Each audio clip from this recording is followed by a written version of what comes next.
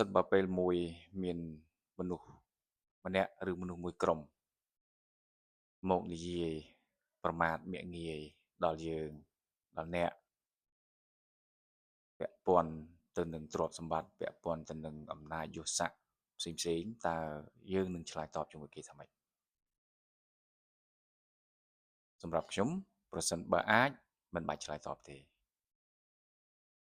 ព្រោះយើងដឹងថាគេទាំងនោះគឺគ្មានខ្លឹមទេមានតែសម្បកតែប៉ុណ្ណោះ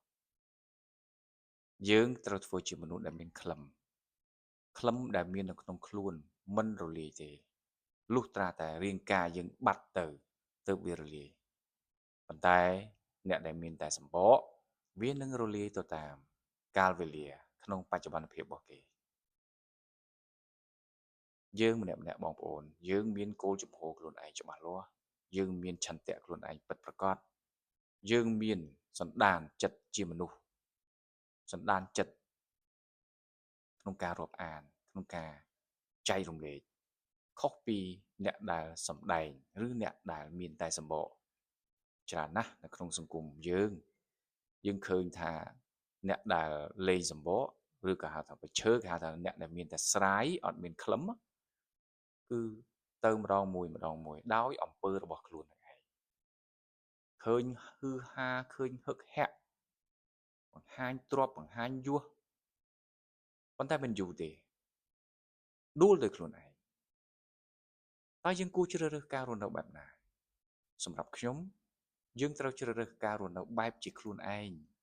កុំបាច់ប្រៀបជាមួយនឹងអ្នកដទៃព្រោះអ្នកទាំងនោះមិនមែនជាយើងទេហើយយើងក៏មិនអាចដូចអ្នកទាំងនោះដែរដូច្នេះត្រូវរកខ្លួនឯងឲ្យឃើញហើយរស់ដោយរបៀបខ្លួនឯងប៉ុន្តែកុំឲ្យចាកឆ្ងាយពីបច្ចុប្បន្នភាពខ្លាំងពេកទៅនឹងគេនឹងឯងប្រហាក់ប្រហែលឬក៏ក្រោមបន្តិចបន្តួចឲ្យស្រដៀងគេខ្លះទៅកុំឲ្យនៅតែឯងណាកុំប្រកាន់គោលការណ៍រហូតដល់ថ្នាក់ឬក៏ឆន្ទៈខ្លួនឯងរហូតដល់ថ្នាក់រឹងឆ្កឹងចឹងចេះបត់បែនទៅតាមស្ថានភាពខ្ញុំនៅតែចងចាំពាក្យមួយថាប្រសិនបើអ្នកខ្លាំងនោះអ្នកនឹងរស់ហើយអ្នករស់កើតហើយឬអ្នកធ្វើបានហើយមិនមែនខ្លាំងតែនឹងពាក្យសម្ដីមិនមែនខ្លាំងនឹងការសម្ដែងទេតែលទ្ធផលធ្វើបានអានោះបានគេហៅថាខ្លាំងអញ្ចឹងចង់ឲ្យបានលទ្ធផលទាល់តែយើងអាចរស់បាន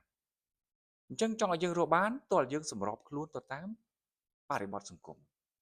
ដោយមិនឲ្យលើសពេកក៏មិនឲ្យខ្វះពេកដែរនៅក្នុងកម្រិតមួយដែលទទួលយកបានទាំងខ្លួនយើងទាំងអ្នកដទៃមើលទៅគឺអាចទទួលយកបានបាទអញ្ចឹងជាទូទៅគឺកុំរស់នៅដោយសារពាក្យសម្ដីគេរស់នៅកុំបត់បែនទៅតាមពាក្យសម្ដីរបស់គេកុំប្រកួតប្រជែងជាមួយនឹងអ្វីដែលយើងមើលឃើញសពថ្ងៃត្រូវរស់នៅបែបខ្លួនយើងមានប៉ុណ្ណាធ្វើប៉ុណ្្នឹងទៅតែកុំភ្លេចបង្កើនការរៀនសូត្ររបស់ខ្លួនទាំងកូនទាំងយើងនឹងចែករំលែកទៅអ្នកដទៃដែលគេចង់ទទួលយកទាំងនេះគឺជាអ្វីដែលយើងត្រូវធ្វើហើយអ្វីដែលជាគុណធម៌ដែលជាភាពជាមនុស្សរបស់យើងបាទខ្ញុំមានប៉ុណ្្នឹងសម្រាប់ចែកជូនបងប្អូនក្នុងវីដេអូនេះសង្ឃឹមថាវីដេអូនេះក៏ជាផ្នែកមួយដែលអាចជួយឲ្យបងប្អូនមានទឹកចិត្តក្នុងការប្រកបការងារក៏ដូចជាការរស់នៅបន្តទៀតបាទសូមអរគុណ